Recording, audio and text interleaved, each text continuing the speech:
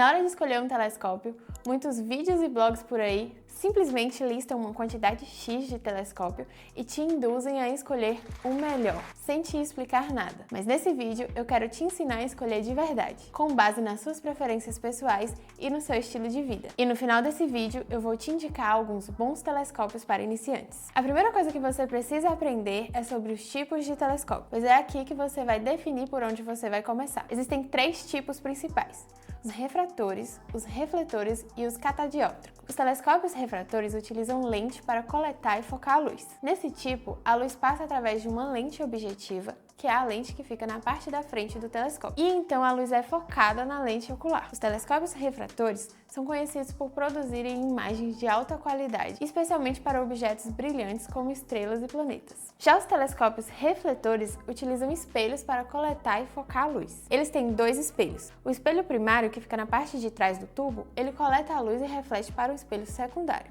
que fica na parte da frente. Esse espelho direciona a luz para a ocular. Esses telescópios são excelentes para a captura de luz de objetos fracos, como nebulosas e galáxias. E os telescópios catadióptricos?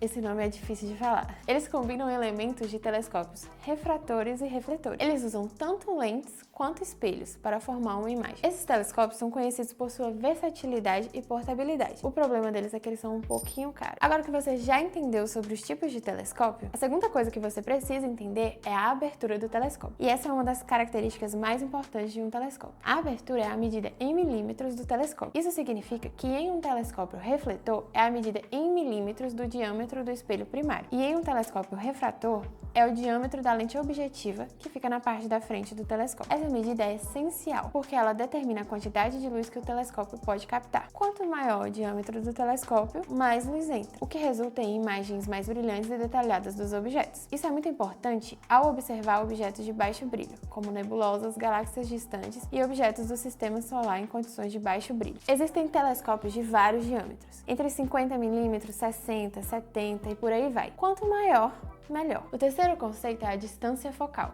É ela que vai definir o alcance do telescópio. A distância focal é literalmente o comprimento do telescópio em milímetros. E ela funciona como uma lente imaginária do telescópio, que determina o quão perto ou quão longe ele alcança. Quanto maior, melhor. Pois quando a distância focal é maior, geralmente conseguimos ver os objetos mais de perto. Isso é ótimo para detalhes de planetas, estrelas e até mesmo nebulosas e galáxias. Atenção! Alguns telescópios podem vir com a distância focal maior do que ele aparenta ter, pois neles podem conter uma lente relé. As lentes relé são um conjunto óptico que dobra a distância focal do telescópio virtualmente, fazendo com que ele tenha uma distância focal maior em um comprimento menor. Porém, elas podem trazer alguns prejuízos nas observações, como distorções ópticas, e por isso não são tão recomendadas. Se possível, fuja das lentes relé. O quarto conceito é a ampliação máxima. Você precisa entender isso para descobrir o quanto de zoom o seu telescópio pode oferecer. A ampliação máxima de um telescópio é o quanto ele pode aumentar o tamanho dos objetos que você pretende observar, sem que a qualidade desses objetos sejam perdidos de forma alguma. Por exemplo, se um telescópio refletor tem um diâmetro do espelho de 130 mm,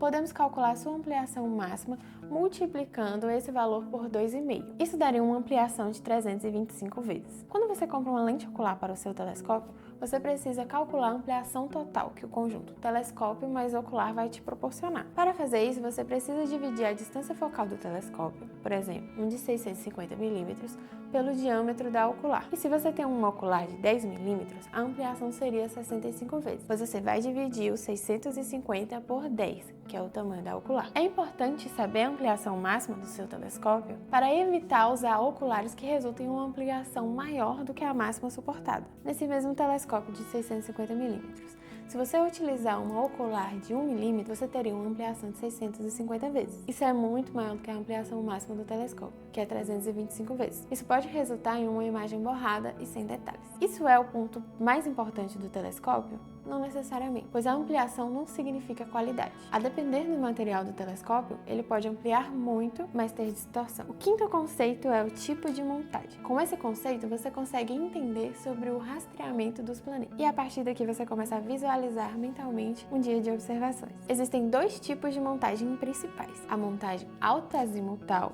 e a montagem equatorial. A montagem alta-azimutal é uma montagem mais simples e intuitiva. Ela se move basicamente em 2 direções. altitude para cima e para baixo e azimuth da esquerda para a direita. Ela é uma montagem muito boa para iniciantes, porém ela pode não ser tão boa para acompanhar os astros. Apesar disso, ela tem a vantagem de ser bem fácil de transportar, então você pode levar seu telescópio para qualquer lugar sem muita preocupação. Já a montagem equatorial é um pouco mais complexa no início. Ela parece ser difícil, mas no final ela é bem facinho mesmo. Ela é projetada para compensar o movimento da Terra. Isso permite que o telescópio siga os objetos celestes conforme eles se movem pelo céu. E com essa montagem você consegue acompanhar direitinho, movendo apenas uma manivela. E se você conseguir motorizar ela, melhor ainda. Aí você não vai ter esforço nenhum. Por mais que ela seja mais complexa no início, ela oferece um rastreamento preciso e é essencial para observações de longa exposição e para astrofotografia. Porém, ela é uma montagem mais pesada, não é assim tão fácil de transportar, mas mesmo assim não é impossível de transportar ela. Agora que você já entendeu sobre as características principais,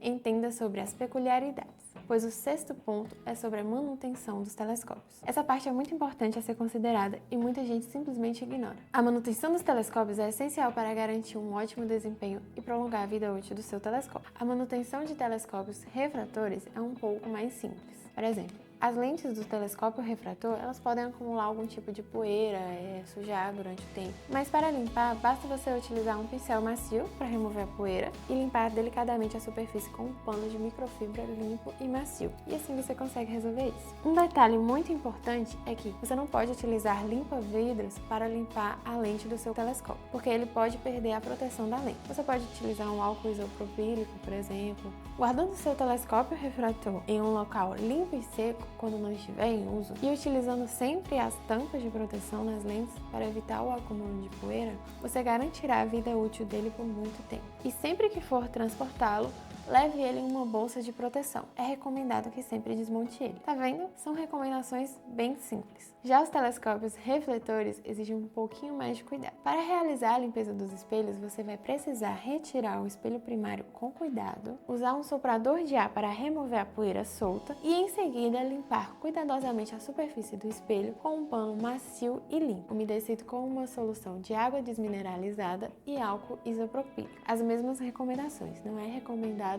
limpa-vidro para limpar o espelho do seu telescópio. Evite sempre tocar no espelho para evitar danos.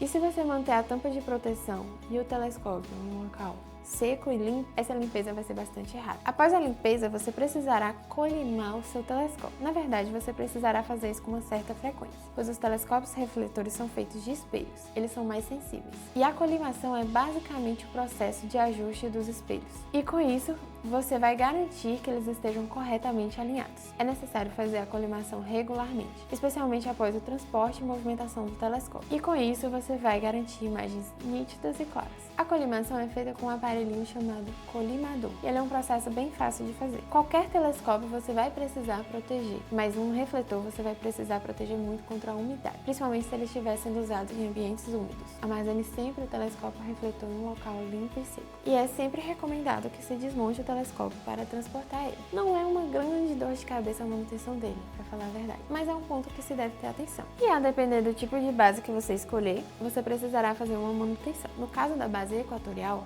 quando necessário, você deverá aplicar uma graxa de lítio nas engrenagens e às vezes fazer a utilização de um WD-40 ou similar para deixar a base mais leve. O sétimo ponto é sobre o transporte. Aqui você tem que pensar: onde eu quero fazer minhas observações? Se é em um sítio, se é em um parque, se é na sua própria casa. Isso é importante considerar para os telescópios grandes e de alta potência, porque eles são mais volumosos e pesados. Isso torna o transporte um pouco mais complicado. E as lentes e os espelhos dos telescópios, eles são componentes muito sensíveis a dano. E a gente sabe que durante o transporte há risco de colisão, queda, e pode resultar em danos ópticos no telescópio e comprometer a qualidade das observações. Recomendamos sempre que os telescópios sejam desmontados para o transporte. Além disso, também é importante proteger eles de condições meteorológicas, como chuva, vento, umidade. Se na sua cidade nevar também, é importante proteger disso. Mas enfim, resumindo, os telescópios refratores com a montagem azimutal são mais fáceis de transportar pela leveza deles, enquanto os refletores com montagem equatorial são mais complicados. Mas eu não estou dizendo que você não pode levar o seu bichinho para passear. Só que esses passeios eles devem ser feitos com cuidado. E agora o quesito mais polêmico, o preço. E o preço ele é definido por todas as características que eu citei anteriormente. Sobre o tipo de telescópio. Os telescópios refratores tendem a ser ser mais caros devido à complexibilidade na fabricação das lentes. Já os telescópios refletores podem ser mais acessíveis, pois os espelhos são mais fáceis de fabricar do que as lentes. Só para exemplificar, um telescópio 120 mm de abertura e 900 de distância focal do tipo refrator vai ser mais caro do que um refletor de 120 por 900. Agora sobre o tamanho e a abertura do telescópio. Quanto maior, melhor, porém mais caro. Isso acontece porque eles exigem materiais mais complexos e óticas de melhores qualidades. Um telescópio refrator 70 por 700 vai ser mais caro que um refrator 70 por 400. E recursos extras, como tipo de montagem, sistemas de rastreamento, acessórios incluídos, o tipo dos acessórios incluídos. Aqui a gente fala sobre oculares, filtros, suportes, a qualidade da construção, como tripés mais robustos e materiais mais duráveis, podem aumentar o preço do telescópio. Mas quanto mais caro, melhor? Não necessariamente. Busque sempre o melhor custo-benefício. Agora que você entendeu sobre os telescópios, podemos te dar 4 exemplos de bons telescópios da Urano. O telescópio Pegasus, ele é um telescópio refrator. Ele é excelente para iniciantes que não querem gastar muito e querem começar a fazer observações de qualidade. Ele tem a abertura de 70 mm, a distância focal de 400 mm, a ampliação dele varia de 6 vezes até 175 vezes, sendo 175 vezes a máxima ampliação do telescópio. Mas para ampliação máxima, você terá que adquirir lentes extras ao kit. O tipo de montagem dele é azimutal. Já o Athena, ele também é um telescópio refrator. Ele é melhor do que o anterior. E ele é perfeito para iniciantes que não querem gastar muito e já querem começar a fazer observações de boa qualidade. A abertura dele também é 70 mm, porém a distância focal dele é 700 mm.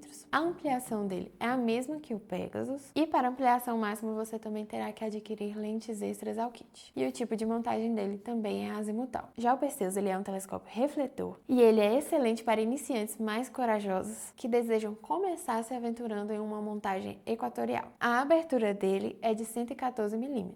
A distância focal é de 900 mm e a ampliação dele varia de 8 vezes até 285 vezes, sendo 285 vezes a ampliação máxima. E para chegar na ampliação máxima, terá que adquirir lentes extras ao kit. E o tipo de montagem dele é equatorial. E por último, o Andrômeda, um telescópio refletor de perfeita qualidade para iniciantes que desejam começar se aventurando em uma montagem equatorial mais robusta e acessórios mais diferenciados. A abertura dele é de 130 mm, a distância focal é de 650 mm, a ampliação dele varia de 26 vezes até 325 vezes, sendo que para ampliação máxima você terá que adquirir lentes extras ao kit. E o tipo de montagem dele é equatorial. Essas 4 opções são excelentes opções para você que está iniciando no mundo da astronomia. E caso você tenha se interessado por alguma, o link está na descrição. E agora que você já sabe escolher, já sabe qual você vai escolher, então entenda como utilizar seu novo telescópio no vídeo a seguir.